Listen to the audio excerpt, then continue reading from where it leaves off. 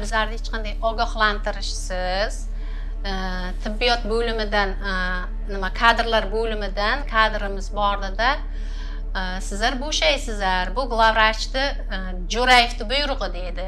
Meni ham xo'jayinim yo'q, ishlashim kerak. Kontrakt bilan bolamni o'qityapman. Sharoitim og'irroq. Shu ishlasam deyman. Shu bolamni o'qitib olsam deyman, uylantirsam deyman. To'satdan bordi. Baqir chaqir qilib, urishib, janjal qilib, kadrlar bo'limining boshlig'i yozasizlar, hammang yozasan. Hech kim qolmaydi, hamma ariza yozadi deb bizlarga majburlab ariza yozasizlar dedi.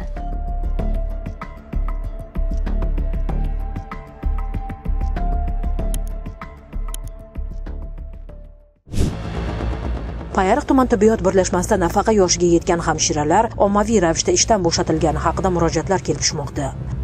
Haqiqatan ham xodimlar o'z xohishi bilan ishdan ketganmi yoki bu qaror majburiy tarzda qabul qildirilganmi? Qariyb 30 yillik ish tajribasiga ega hamshira Farog'at Yo'ldoshevaning aytishicha, tuman tibbiyot birlashmasi mas'ullari tomonidan hech qanday asossiz undan ishdan bo'shash haqida ariza yozdirib olingan. Hozirgi kunda Chelak shifoxonasining tug'ruq majmuasini patologiya bo'limida nochnoy hamshira bo'lib ishlardim. Bizlarda hech qanday ogohlantirishsiz tibbiyot bo'limidan nima kadrlar bo'limidan kadrimiz bordida sizlar bo'shaysizlar. Bu glavvrachni Jo'rayevni buyrug'i dedi.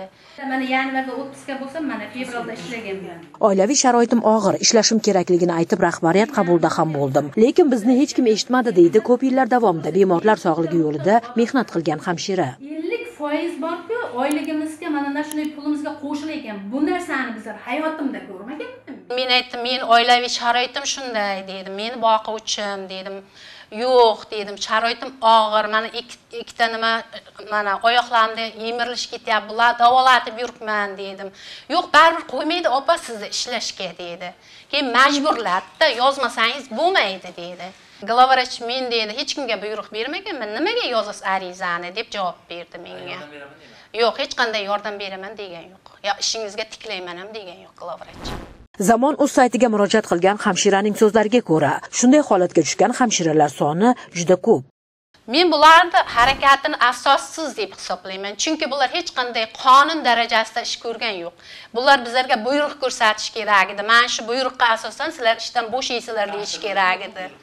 Hech qanday buyruq bilan tanishtirmadi ham. Juda ko'p odamlar norozi holda ishdan bo'shaganligi haqida o'tiribdi-da, bir-biri bilan gaplashib, nima uchun bizlar bo'shadik, qaysi qonunga asosan bizlarni bo'shatdi, qaysi buyruqqa asosan bo'shatilyapti. Oilasida boquvchisi yo'qlarga yordam berishlarini aytayapti. Prezidentimiz mana shunday insonlarga yordam ko'rsating deyapti. Unaqa narsalar yo'q bizlarda. O'rganishlarimiz davomida ma'lum bo'lishicha, tuman tibbiyot birlashmasida ishlayotgan 100 nafardan ortiq hamshiradan ishdan bo'shash haqida ariza olingan. 2 dekabr kuni bu yerga keldik, koordinatorga uchrashdik. Imtihon bo'layotganmiz, imtihonga kiramizmi dedik, sizlar kirmaysizlar imtihonga dedi. Bir taxminan eshitganim 120 kishi deyildi. Uni ichida bog'bon, qorovul hamma bordi endi. Ma'lumotlarga ko'ra, og'zaki topshiriq asosida kadrlar bo'limi nozirlari ayrim bo'limlardan 5-6 nafar, ayrimlardan esa 8 nafargacha hamshiradan o'z xohishi bilan ishdan ketishni talab qilgan. Ko'p yillar tizimda mehnat qilgan xodimlar nafaqa yoshiga yetganda ularning mehnati va tajribasi inobatga olinmaganidan norozi. Meni ham xo'jayinim yo'q, ishlashim kerak, kontrakt bilan bolamni o'qityapman. Sharoitim og'irroq. Shu ishlasam deyman. Shu bolamni o'qitib olsam deyman, uylantirsam deyman. To'satdan bordi. Baqir chaqir qilib, urishib, janjal qilib, kadrlar bo'limining boshlig'i yozasizlar, hammang yozasan. Hech kim qolmaydi, hamma ariza yozadi deb bizlarga majburlab ariza yozasizlar dedi. Bizlar shu kun yozmadik. Ertaga dedi, sizlar rezervda kutamiz dedi. Keyin bu kunisiga yoqda starshimiz boringlar, sizlar chaqiryapti deb biz ishxonadan chiqardi. Keyin keldik bu yerga, yana yozmaymiz dedik. Yana tepamizda turib ariza yozdirdi bizlarga majburlab. Yo'q, hech qanaqa buyruq ko'rsatmadi ham bizlarga. Bu ichki buyruq dedi. Ichki buyruq bilan bo'shatilyapsizlar dedi.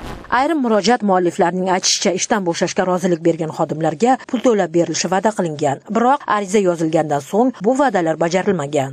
3 oylik oylikni ham chiqarib beraman, men o'zim bo'ynimga olaman dedi, yozdirdi. Keyin buxgalteriyaga murojaat qilsam, siz o'z xohishingiz bilan yozgansiz. Opa, sizga hech qanday pul berilmaydi dedi. Surishtiruvlarimiz chog'ida kadrlar bo'limi nozirlari ham xodimlarni ishdan bo'shatishga aniq huquqiy asos keltirib bera olmadi. Tuman tibbiyot birlashmasi rahbarlari esa mazkur holatdan xabar yo'qligini bildirdi. Hamshiralardan arizalarni olgan mas'ul esa rahbarning gaplarini inkor qildi.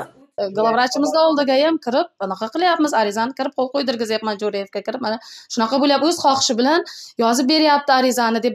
Hozir hech kim majburlaydigan zamon emas-ku, to'g'rimi?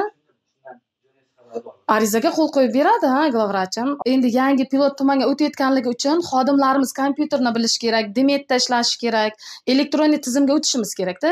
Biz o'shaning uchun xodimlarimiz bilan borib joylarda ogohlantirish xati berib, xodimlar bilan gaplashgan vaqtimiz o'sha bizni pensioner, yoshi katta xodimlarimiz kompyuterda elektron tizimda ishlay olmasligini bilib, o'z xohishlari bilan ariza yozib bergan xodimlarimiz ham bo'ldi. Bizga rahmat aytib, mana shuncha vaqt ishlaganligi uchun o'z xohishlari bilan xodimlarimiz arizalarini yozib berdi. Tuman tibbiyot birlashmasi rahbarining o'rinbosari esa kadrlar bo'limi rahbar tomonidan qoidabuzarlikka yo'l qo'yilgan bo'lsa, aybdor shaxslarga chora ko'rilishini ma'lum qildi. Bu topshiriq bizlar rahbariyat tomonidan bo'lmagan. Endi xatoga yo'l qo'ygan xodimlarimizni albatta qonun doirasida o'rganib chiqqan holatda chorasini ko'ramiz.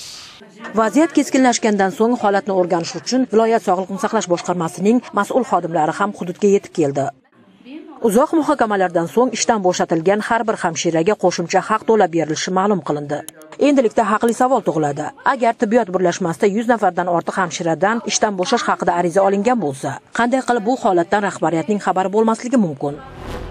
Bugun aholi bandligini ta'minlash, munosib ish o'rinlarini yaratish dolzarb masala bo'lib turgan bir paytda Payariq tuman tibbiyot birlashmasida yuz bergan ushbu holat jamoatchilikni jiddiy o'ylantirmoqda. Mo'tabar Nurmuhammedova, Ozodbek Nurmuhammedov, Samarqanddan.